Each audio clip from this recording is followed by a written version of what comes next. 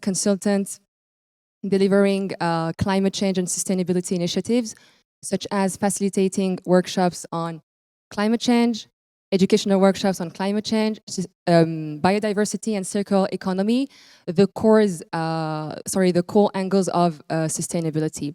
I was also previously a COP27 delegate, and I am also the founder of the Book Club Majlis, a cultural project which is encouraging reading initiatives in the region.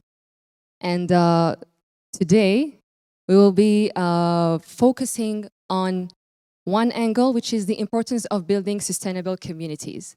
When you took a seat on the chairs, you probably saw cute tote bags, and it's written on Kulluna, and you will discover tonight with us what's behind this Kulluna tote bag. Tonight, I have the honor and the immense pleasure to host 3 ladies, inspiring ladies, that I will call sustainable leaders, and they will prove you tonight that each one of you here can be a sustainable leader. Thank you, ladies, for joining us. Thank you, Shamma. Thank you, Sheikha. Thank you, Meitha. Could you please introduce yourself? Thank you, ladies, for the introduction. I just wanted to say that I would like to give a small and quick definition of sustainable development, because tonight we choose to focus on building sustainable communities, to explain to you that this is one of the angle that we can take in order to reach those goals. So the United Nations defines sustainable development as meeting the needs of the present without compromising the ability of future generations to meet their own needs. So it's an approach that considers ecological, economical, and social dimensions. And tonight we focus on the social dimension of it, and we explore why is it important to build sustainable communities. It's the story of a club called Kulluna Environment. Can you please, Gur, first of all, give us your definition of a sustainable community before we dig into the story of Kulluna Environmental Club?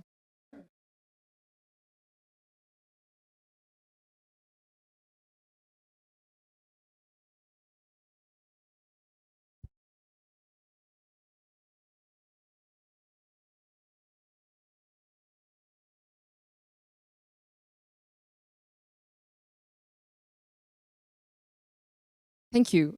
Thank you so much. Also, one of the reasons why we are talking about this tonight is because everybody watches the TV, of course. Everybody is aware of the climate change crisis. Everybody knows about it. And we do believe that coming together, talking about it, is the first step into bringing, we hope, solutions to this crisis.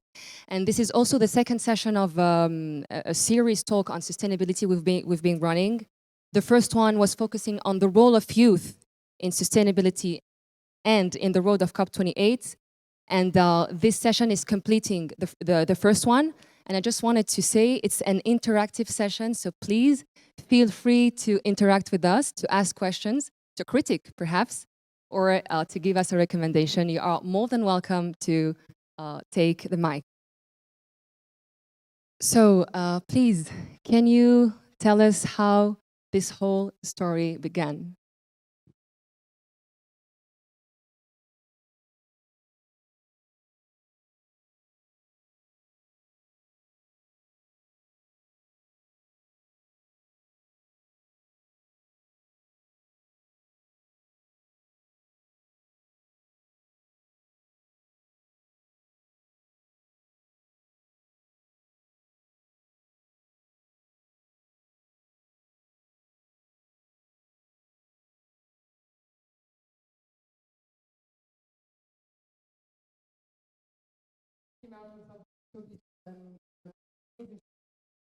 Really grateful for that. So, of course, environmental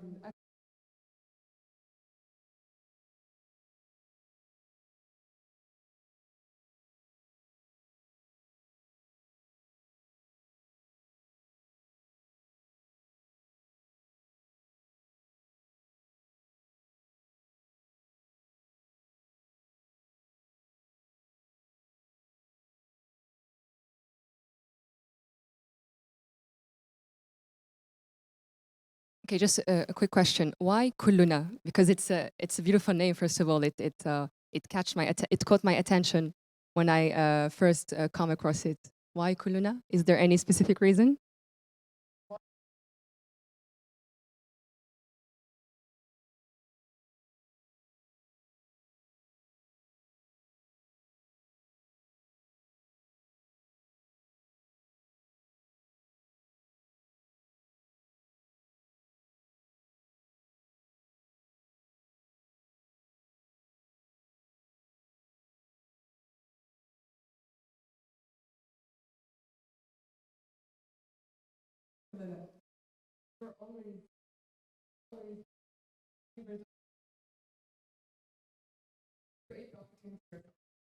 If you find something that's lacking in your community, create that for yourself. Because at the end of the day, if you don't create what you're looking for, it's going to be like a never-ending cycle. So we're very grateful what we were looking for at our university. Also very grateful that we expanded beyond our university. We are here today. Thank you so much, Sheikha. This is very inspiring. So you understood kulluna, all of us here, we can do things together, and we are all sustainable leaders. This is bringing me to a very important question. What is driving you to do this? So, as a club, our main goal is always our people, the community we have built, and we want to inspire and be inspired. Uh, so, we, um, so by surrounding ourselves with a community of people who really want to learn and about every current environmental topic, and actually want to be the future leaders in the field, that's what drives us. And it's important to work and make an effort in our own levels and with our own tools and in every way to help this climate crisis.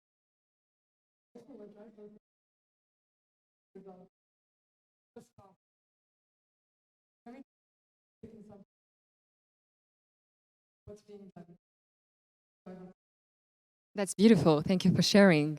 Um, Something else?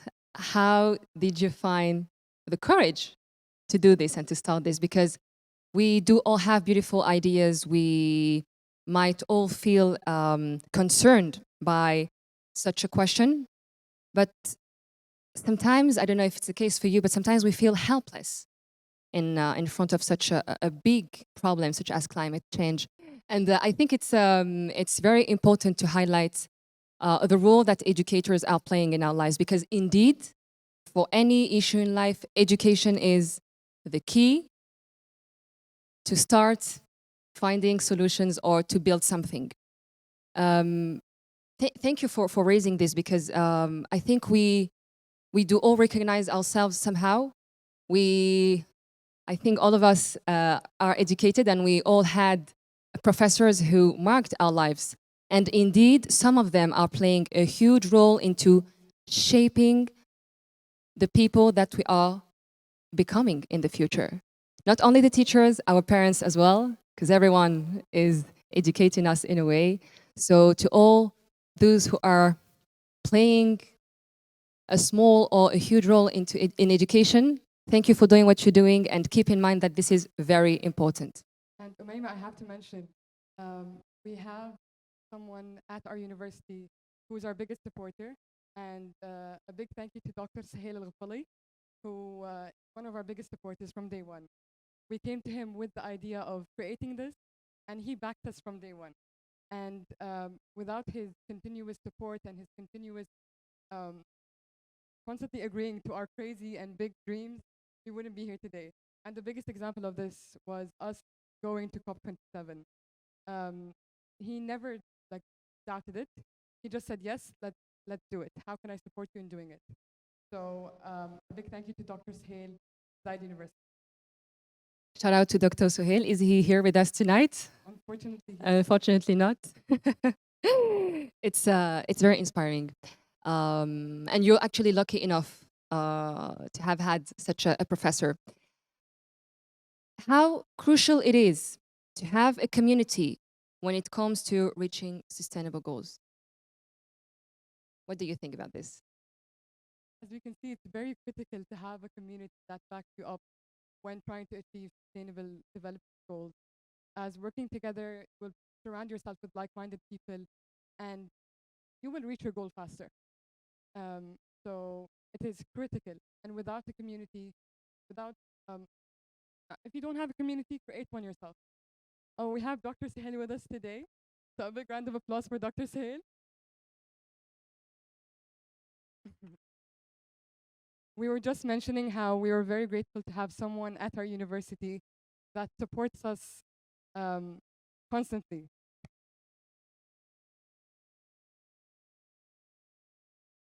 Please take the mic, Dr. Soler. We're very happy to have you with us tonight. And please take the mic and tell us something about the importance of education and the role of professors into inspiring the students. Assalamu alaikum.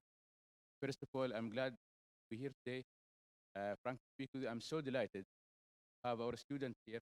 Actually, they represented us top 27. Inshallah, they are going to do a great job also top 28. And in this case, frankly speak with you, the most important things here is education. Education and education. Because without it, we cannot do anything. Okay? Without these lovely faces, okay, we cannot do anything. This is the future. Now, in this case, how can be, sorry, I'm a military guy, okay? How can be around, okay? Will be, actually, will be around, okay, or will be, let us make it like this, okay? I mean, they are going to take in their shoulder the education, because the education is the around, the arms, okay? But we are saying in military, okay, you cannot go to the battle, okay, unless you have arms, yes? And the education is the art, frankly, and especially for ladies. And this is our invitation actually for all ladies. They're supposed to follow the same path. Because frankly speak with you, and I think the other point, the opportunity has been provided by the government. I think that need to be also to be appreciated. But in the same time, if there's no intent to do your job, you'll not be able to do it. Okay, then in this case, the education, this is the main things, okay, to achieve our objective.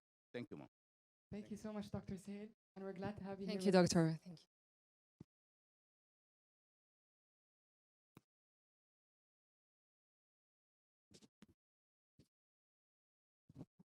So indeed, as just Doctor said, here in the UAE, we are lucky enough to have a government that is pushing education and doing an amazing job in shaping a better future and a better tomorrow in sustainability. Because as everybody knows, Her Highness President Sheikh Mohammed bin Zayed has declared 2023 as the year of sustainability. So indeed, things and tools are provided, but we need to intend to take those tools and to do something with it, as Dr. just said.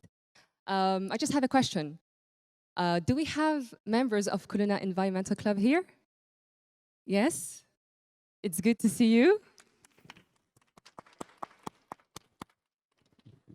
Would you like to share with us your experience in being part of such a community? Give us a few words, yeah. Yes? Here's the mic. So hello, my name is Maithal Bennai. I am a member in Kulina Environmental Club. We went to COP27 and we learned a lot and we are willing to do much better this year, inshallah. And in Kulina Environmental Group, we always work together. We always listen to each other, as well as we're working more about different things. It's not about sustainability only, it's about making family. So we're like family. As well as like we worked on Kulina Garden. It's a new thing. And it's really good because many people from different majors are working with us. So it's not about environmental sustainability students. We're welcoming everyone and everyone around us are a part of Kulina environment. And I would like to thank those incredible students that really worked hard. And I'm here and I'll always be there to support them because they did amazing job. Thank you. Thank you so much, Maith.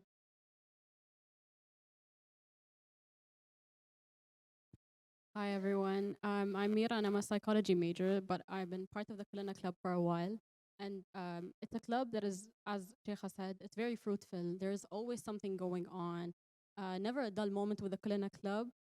Always such events are going on, and it's very rewarding to be a member because there's always something going on. And I feel like since I joined, I was very much educated on things like sustainability and climate change, which are very crucial topics, and you don't have to be within the field. And they completely understand. They don't use complex science terms that I don't understand as a psychology major. So honestly, the experience has been amazing, and thank you so much for your efforts, as Nita said, creating the strong bond and strong sense of community within the university as well. Thank you.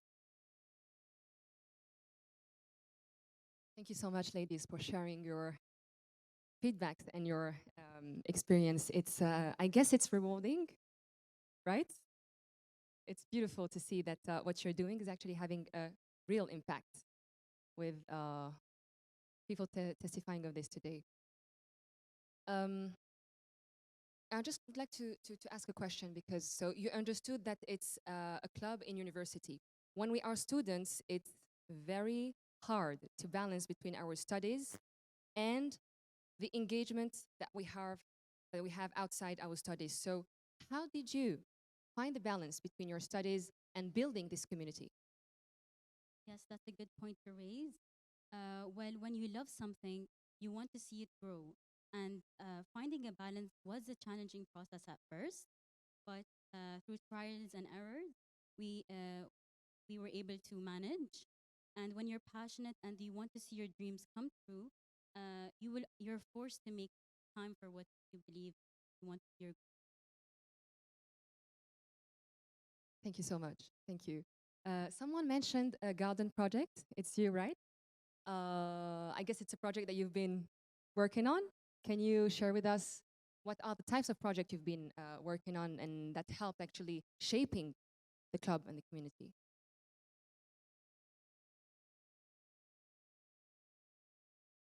Had an incredible experience creating opportunities for ourselves and our community. So the Kalina Environmental Club has many initiatives, and the club is one of them. I mean, the garden is one of them. And we wanted to create a space that fosters growth, education, and sustainability. And together, we have made this vision into reality. We provide a place for research to be done, a relaxing space, and a gathering place for our community. So, one of our most successful projects in our club is the composting project. So, we got our composting machine from Oakton, who are here with us today. All right. Um, Thank you and for coming. this machine has enabled us to accelerate the decomposition process of the food scraps and use and create this high quality compost to be used as a soil amendment to help improve the soil quality, especially since we live in a arid dry land. So it's really important to understand how to better improve the soil quality. So this machine actually allows us to have 4 kg per day of compost, which is truly amazing. And our garden does not just look at the physical aspect, but also as allowed us to be advocates for environmental sustainability and the importance of eco green spaces and how that affects our health.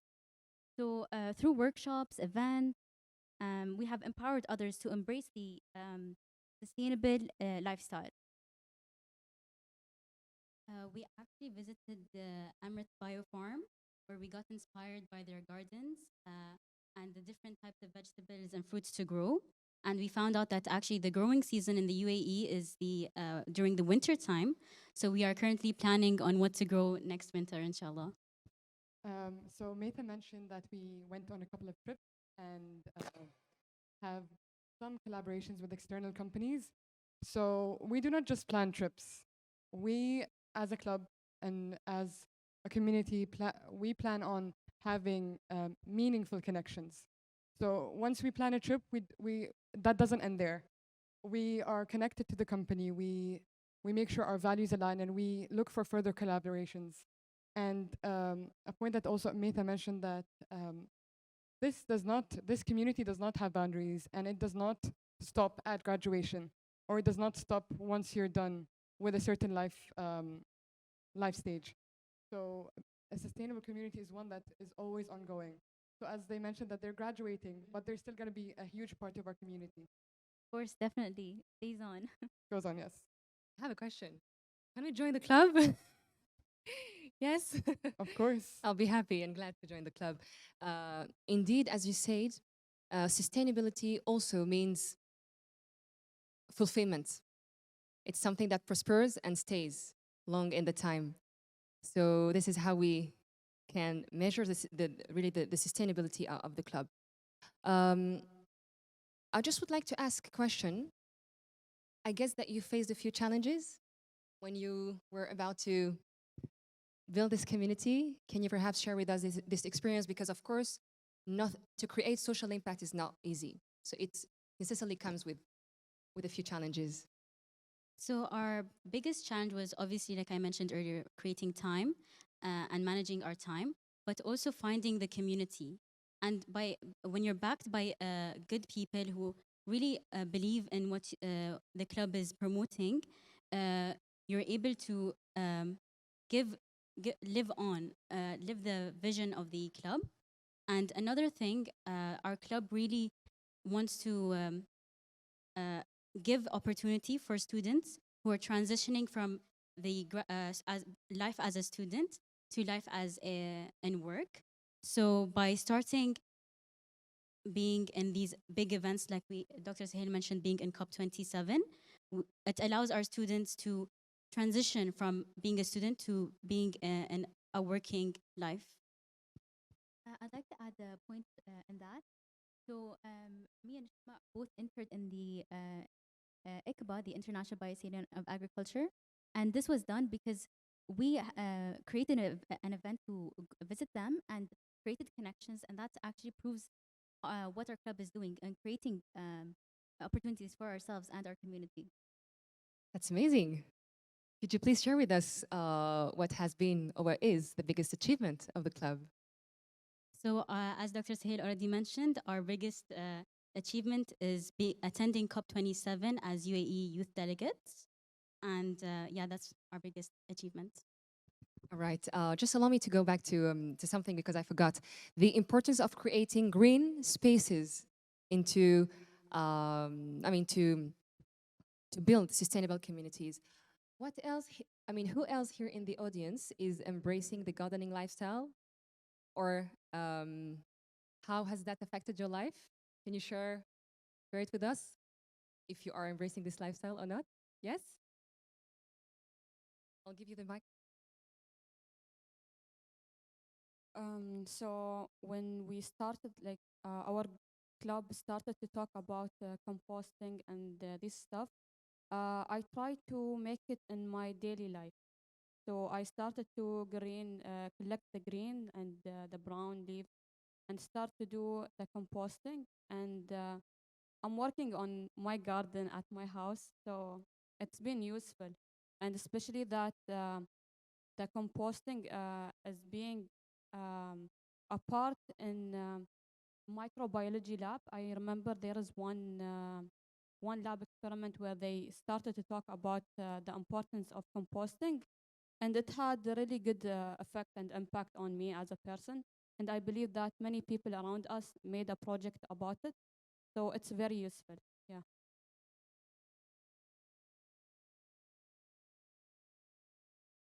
So, hi, I'm actually amazing event. Thank you so for having me. I'm actually my garden project is actually not here, but in Switzerland with the girls' dorms of the university, and pretty much it started out of spur of the moment. We saw this really cool movie about sustainability, and then we decided, you know what, we've started our own compost. Actually, I have what with the garden. It did bother the neighbors a bit because the smell wasn't exactly what we were prepared.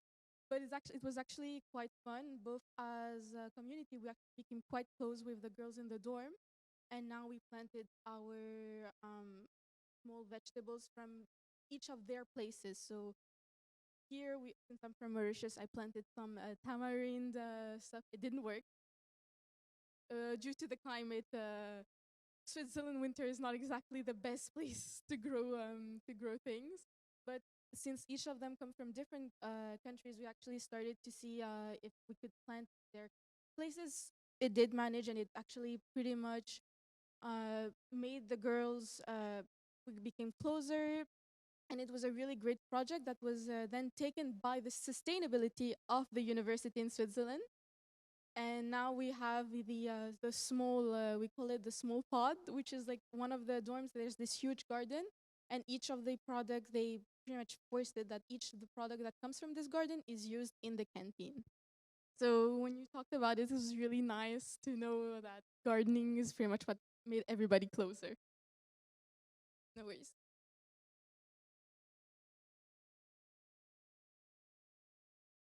Understood that we are encouraging everyone to start embracing the gardening lifestyle. Here is the mic.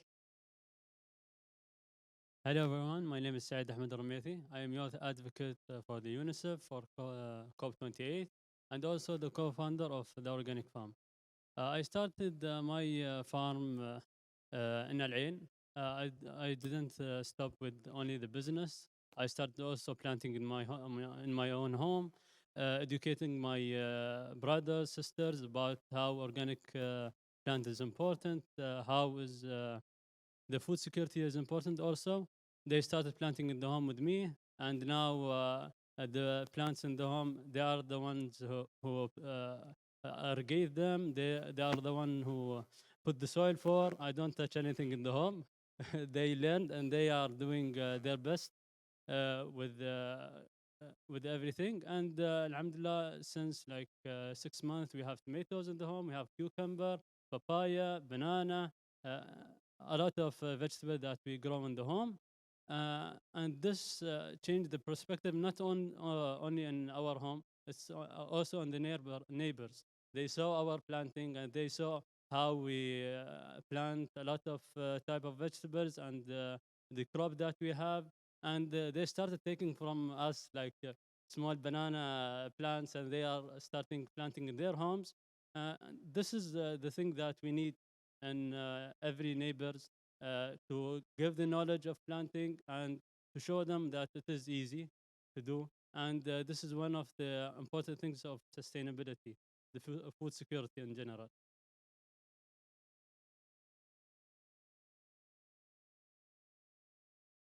Yes, it is a business, the organic farm, and we produce dairy products, cheese, lebanon, and other products. And also we have the vegetables. We do pickles, salsa. All our product is organic, and the main idea of our company is sharing how the organic food is important and how it can change the environment and how it is important for the animals and also for the society and for us as a human. Thank you. Yeah, it's started from my garden, and now it's we have like more than 4 farms. Every farm has a different vegetable type or agriculture or the other dairy product.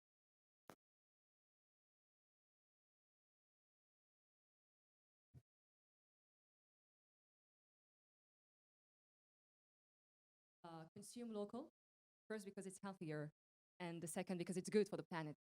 So I definitely encourage everyone to consume local to help saving the planet. And also, I mean, it's raising a very interesting point. It's we can have a business that is helping sustainability. It's possible, and this is one of the idea because a successful business is a business that is bringing a solution to a problem, and this is definitely one. So again, congratulations for this, and we wish you all the best. Thank you. Yeah, I would like to go back to the biggest achievement of the club. Did you share it with us? Yes, because I forgot. So sorry. Because yeah, so then can you share with us what was the biggest learning lesson from your experience at COP 27? Was actually being able to be in the event not only as the youth, but as Emiratis. As we know, COP28 is going to be held here in Dubai. So attending COP really gave us a different, like all the talks that were being held there were almost like crash courses on different sustainable topics, which was really an eye opener. And it allowed us to meet amazing people like you, which gave us this platform. So creating that network of people and community. Thank you. So just a small detail for those who don't know, COP stands for Conference of Parties. So each year, the Conference of Parties is held somewhere in the world. Last year it was in Sharm el-Sheikh in Egypt, and this year it's in the UAE. So we're all very happy and glad to know that COP is happening in the UAE. And all the countries are gathering together to try to find a solution to the climate change crisis. So COP is a very interesting event and a very important one because many things are happening there. So such as the girls did, I do encourage you to try to attend COP because you do learn a lot of things. You do learn a lot of things, and you do see the importance of coming together as a word, all the countries together to try finding a solution for the climate change crisis because we cannot do it alone. We have to come together. This is the spirit of the talk today. We have to come all together and work together to find solutions to tackle the climate change crisis. Umayma, I just wanted to add. So you asked about what was our biggest learning experience. I would say perseverance. So the story of how we got to COP was a very unique one, to say the least. So back in 2021, we were in class with Dr. Sahel, and we were learning about COP26. And what we were doing was we were covering the daily reports of what was happening at COP. Back then, we didn't even know what COP was. And exactly a year later, we were in COP, representing our country, youth delegates, media delegates, and it was honestly such an amazing moment. And at the beginning of the semester, so last year in September, we just walked into class and said, we are going to COP. We had no idea how we will get there. We had no means of getting there, but we decided that we were going to COP. So what was 3 months of working tirelessly to get to COP, it actually worked. So if this isn't a testament of chase your dreams, I don't know what is. Because honestly, it was a dream come true, especially when you see what you're learning in class in real life. And you meet people that you thought you think are inspirations to you. Honestly, an amazing experience, and always, always, always persevere and chase your dreams. It works, I promise. That's a very beautiful line. A research center, which we worked with previously, we were able to get jobs as their media team. So we filmed the event and sent them live recordings during the event, which is a big hassle, but we managed to do it. Also, we were panelists. Exactly, we were panelists, which was again really an amazing experience. And yeah, How you made it, sorry. exactly, a long story, but we made it. Congratulations. That knows how hard it is to go to COP. So they're not lying, it's true. Why is it hard? I mean, simply because it's a place where countries, so diplomatic delegations going, all right? So it's held at state level. So of course it's not open for everyone unless you are a part of a specific organization and you are here to bring something to the table. So indeed it's not easy, but they made it, and actually this is where we met at COP27. So yes, we do encourage everyone to try to make it to COP28, specifically that it is done in the UAE this year, and that there are many opportunities open. The government is really pushing and offering platforms for youth to attend COP28, to come and live the experience. So it's a chance. Take it. And you won't regret it. Then what are your plans for COP28? We are part, as a club, we are part of the university's task force to reach COP 28. We've already joined many of the pre-COP events where we got to meet many of the youth from different universities and schools, which was really such a nice experience. And we believe not only we believe as youth and Emiratis that we should have a space in these big events, as we are the future leaders, and by connecting in these bigger events, it allows us to create, like, again, community and connections and network with experts in the field to potentially secure jobs in the future as students transitioning to the working life. Absolutely, yeah. Sorry. Yeah, absolutely. It's thank you for highlighting the importance of networking, because I don't know about you, but it's not necessarily something that we learn when we are studying. I mean, I'm talking about myself personally. Nobody told me that it's very important to start networking while you are studying in order to secure a job, as she said. And it's very important. So I do encourage all the students out here to network, to go and attend events, because first of all, you're learning things. Usually there are real experiences shared by people who live those things, and it allows you to learn a lot from them, and yeah, being inspiring by them. So it's very important.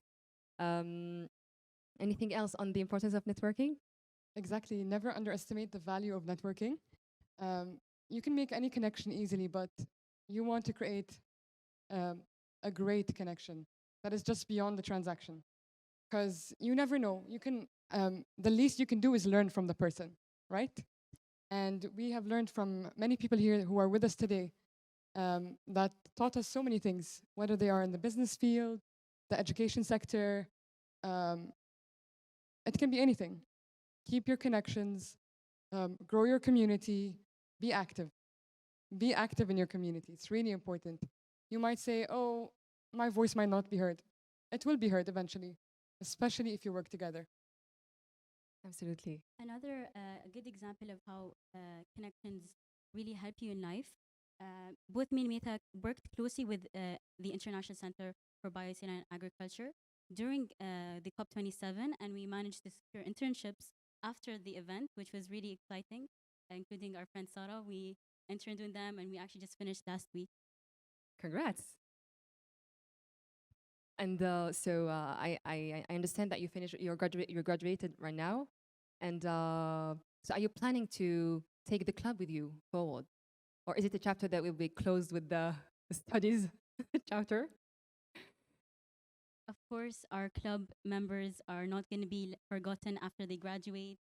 Our community is built on a longevity, so we believe our connections are going to last. And potentially, we could, if we secure a job, we could potentially bring our club members in with us through workshops or other ideas. And as we said, it never ends there. Graduation is not an ending to a community. You're always part of a community. Beyond graduation, there will always be events, always opportunities to network. So yeah, it does not end there. They're graduating soon. However, the conversation will keep going. We will keep talking about this. We will keep including everyone. It's not just a conversation for people in the sustainability field. It's a conversation for everyone. And a good example of this, we have teachers, principals, parents, people we met at an event. We have a person in the back who we met at an event by accident, who we thought, hello, Hello. who we thought would love is a great connection. So create your network. Create your network, create your network. This is true and powerful line. Thank you, Sheikha. Indeed, it's very important. And such events can be very rewarding, and you can learn a lot of things. I just have a question. Starting from today, what's your advice for students or youth who are trying to build a sustainable community, or who are trying to have a meaningful impact in university or outside university? Well, I would advise the youth is to find your community. If you can't find one, build one. And again, as we mentioned, network. Find your community and your connections. And finally, having clear goals so it keeps you motivated.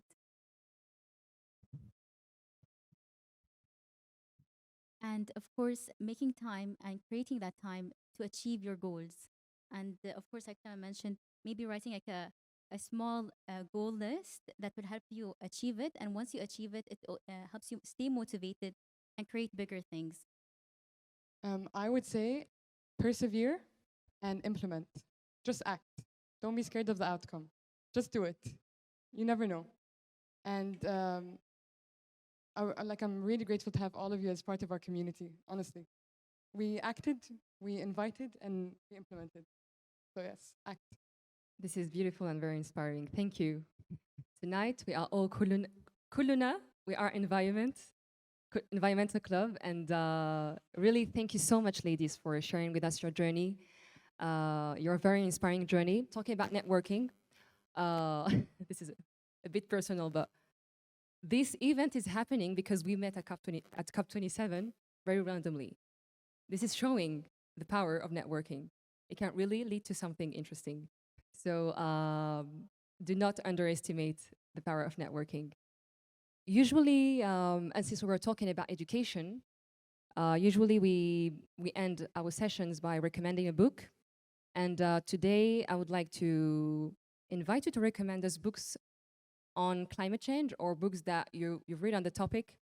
If you had one, and if you do not have, I would like to share one book that that was very eye-opening for me. It's called, because I would like to encourage your reading and educate yourself on the topic, because again, we understood that the key is education. The title of this book is The Blue Economy. It's written by a Belgian guy. His name is Gunther Poli, and this book was eye-opening because he explains that by observing nature and how ecosystems are working, we can tackle the climate change crisis. He basically explains that in the nature, nothing is wasted and every ecosystem is regenerating itself. The idea is to say that if we find a way to avoid destructing things or wasting things, here of course I'm referring to energy and to all the things we are using in our daily life, we can create a more sustainable world and a world respecting our planet. So our session is ending here. If you have any question, please feel free to ask. If you have any recommendation, any critique, anything you would like to say, please feel free to take the mic. Yeah. Thank you very much.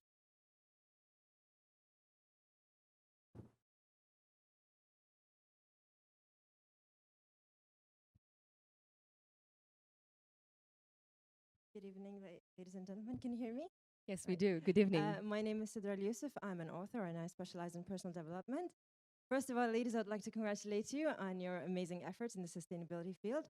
But my question is, since the club name is Kulluna, I would like to know, what would you guys recommend or perhaps give steps to individuals who are not specialized in environmental sciences?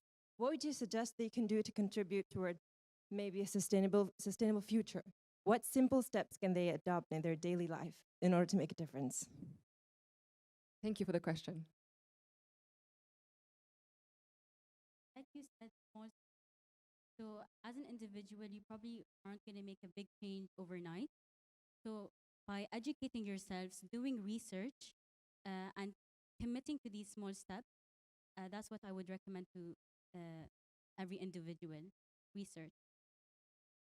I would say, so my mom can do this. What I did at home was I purchased a water filter so that we can stop using, again, small steps, so that we can stop using plastic water bottles. And I remind them daily that you have reusable water bottles, use them. And what I personally do is I carry my bottle everywhere.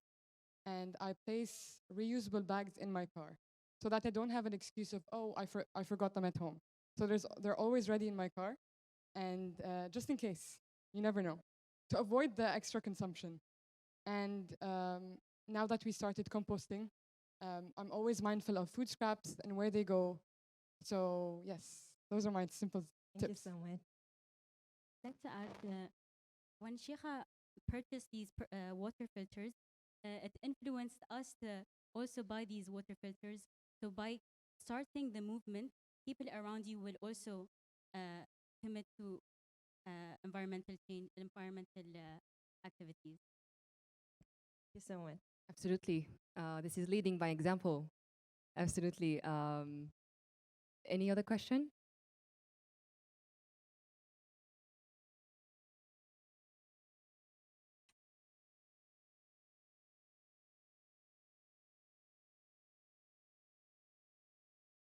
So the question which was by the audience. They said Kullina Environmental Club. Kullina Environmental Club, as you can see, okay, the combination actually. We integrated Kullina is a club that has been created by Professor Jensen. Actually, she was at ZU. She left the ZU now, unfortunately. Okay, the point, Kullina is creative art, completely away from environmental or sustainability, department.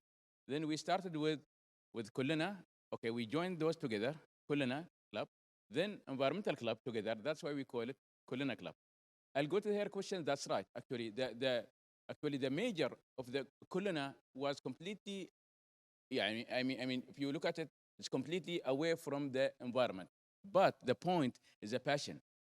The passion and sustainability. Sustainability is not for one major, discipline. Okay, it's actually multidiscipline. That's why I mean sustainability. It means continuation. Actually, okay, and that's what we need to do. Okay. Other point. Unfortunately, we are going to miss our students. Okay, two of them they are going to graduate this year. Then in this case, look, we are not going to close our ears and our eyes about our alumni. Our alumni will be with us, okay? I mean, for the whole journey, okay? And I think this is the fuel of the community at this point. Another point, I'd like just to introduce John. Here actually, he's the one who is starting with the composite machine, and he can talk, I think, much better than me. Thank you, Doctor. Thank you for joining us. Well, pleasure to be here and thank you for the invitation. My name is John Arnold. I've been living in the UAE for around about 27 years. So that's quite a long time. 12 years ago, I thought that we had to do something better with the food waste that was going to the landfill. I introduced to the market composting machines that would convert organic waste into compost in 24 hours. Quite amazing. It combines airflow, heat, microbes, and rotation, and it works. These small composting machines are for household use, and they're also for large industrial operations. But the machines now are caught on in popularity, and we have them around about 300 machines in the UAE. And just last week, we launched the first machines in NEOM in Saudi Arabia in a new project there. So that is quite something. And there's 2 large machines there that we installed and another 4 on the way. And those machines convert around about 1.5 tons of organic waste per day into a nutrient-rich compost that can be used back into the sandy soils of the region, and you can grow crops. You can imagine if we take the millions of tons of wasted food that we see going to the landfills all around the world, we can change that back into a high-energy nutrient food source for new crops. And it's worthwhile thinking about, but we need the energy of all the people here that are at the university and the community as a whole, because it's not easy converting companies and people and organizations from what they've been doing for years by throw and go to something new that's going to give benefit to all. But nevertheless, it's working, and we work at it, my team and myself, every day. Tomorrow we're launching a new machine at a high-end restaurant in the DIFC. It's called The Guild. It's a brand new restaurant. I think it's probably the fanciest restaurant in the world, but they've chosen to have a composting machine there for any of the food waste that is created during the meals. That's pre-cooked food and also the post-cooked food, rather than sending that to the landfill. And that is all converted into a compost, and that compost can go into the sandy soil and grow new crops. We've done extensive work with ICBA, and you mentioned ICBA earlier today. They tested our materials about 6 or 7 years ago and came up with very good reports, and it working tremendously. But it takes time, and not everybody knows about what we're doing, but we're slowly getting there. The machines here they're in hotels. They're in Jumeirah Beach Hotel. Tomorrow I'm talking with ADNOC with a project they have out in one of the oil producing islands off the coast. And they have about 15,000 people there creating a lot of food waste every day. So what we plan to do is convert that food waste and then turn it back into the sandy soil so they can grow some crops on the island. So little things like that all the time. Quite exciting. And I work at it 7 days a week, maybe nearly 20 hours a day. But interesting because it involves all facets of science, it involves engineering, and it involves the community as a whole to get behind something like this. Absolutely. That's very inspiring. Thank you so much for sharing. Thank you. Just a question. I just have a question for you, Mr. John. How did you start this? Why did you start doing this? You mean how did I start? I mean, starting this composting machine, how did the idea come to you? Well, it was a combination of many things. It wasn't one single idea. It's a combination of work that was done in Korea and Japan, and there was a combination of the high extent of food waste in this region. So in Japan, they developed a microbe system that would work in acidic conditions at freezing cold temperatures and to extreme high temperatures. So as you would probably realize, microbes die out at a certain temperature, but the microbes we use can work from below zero up to 140 degrees, 50 degrees Celsius. And that's quite amazing. And they're implanted into the machines, and you don't have to replace them. They're continuously in the machine itself and self-renewing. So it continues on from there. But the machines started off with science work in Japan, then implementation in Korea. The first machines were built in Korea to support the government of Korea in the military.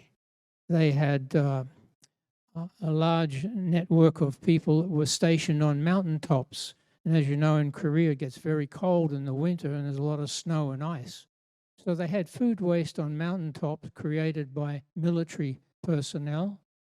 And it was the government's suggestion, please develop a composting machine that would eliminate us having to take food waste down to the lower levels, and you could use that compost up in the higher levels to create growth of new crops. And that's how it developed there. And I saw this development in Korea, and then gradually I thought we'd move that over to China. And in China, we moved the machines there because China is our largest market. And we expanded the machines in China from what we could call commercial machines that would do up to about 1 ton per day to multi-ton machines now that can convert 1,000 tons per day of organic waste into compost. And they are now operating in some countries of the world. So it's been slow but steady, and it takes a team of people, just not me, to work on all these various aspects of engineering and science to come up with the right solutions. And every year, every so often, we come up with new ideas to improve exactly the machines that we've created now. So it's an ongoing development program. Right. Thank Good you. luck for the future, and thank you so much for sharing with us your journey. Just a point, I do find this story very interesting because um, food waste is indeed a very big issue. Waste in general, just keep in mind that the enemy is the single use. That's why it's important to compost, to reuse, to regenerate, and not waste. The problem is not creating a lot of things or a lot of resources. The problem is wasting, is the single use.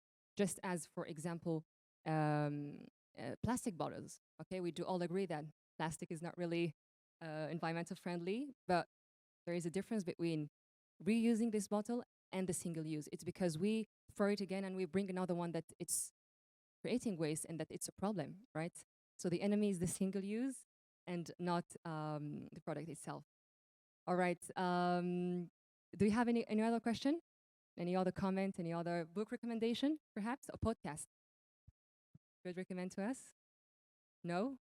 Then I would like to end the session with the ending clap. So I will count to 3. I'll say 1, 2, 3, and everyone will clap. Okay? We can do that, right? It's not difficult. All right. 1, 2.